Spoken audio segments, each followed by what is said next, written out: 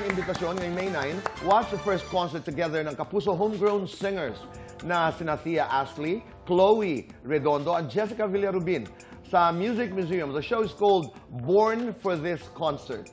And you can get your tickets at ticketworld.com.ph.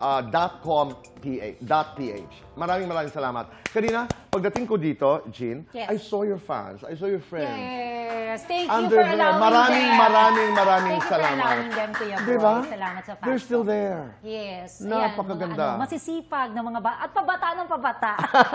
Ang mga genetics. Hi, loves. Thank you for your time. Di ba? Ano ang abangan namin kay Donna Banson?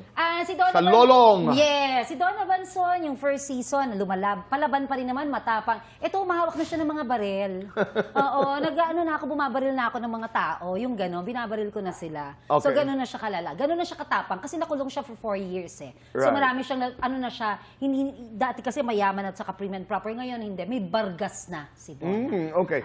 Naalala ko yung sinabi mo dati na times 10 si Aurora Palacios. Itong si Donna. Itong yes. Donna, iba. Malala. Palala yung mga role ko as kontrabida. Yun lang po yung Yes, imbitahan natin ang lahat na suportahan ng Lolong, please. Yes. Go ahead. Maraming salamat po sa patuloy na nanonood po ng Lolong. Aasahan po namin na ituloy-tuloy nyo pa rin po dahil ang Lolong Bayani ng Bayan, iba na. Pangil ng Maynila na po si Lolong. Wow, pangil ng Maynila. Pangil ng Huling Maynila. katanungan, G. At maraming salamat sa pagiging bahagi ng aming buhay dito sa Fast Talk. And thank you for being part of my life. Anytime. Who are you when no one is watching? Who are you when no one is watching?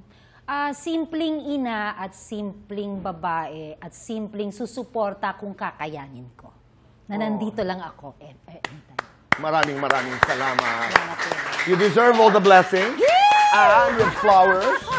Thank you very much.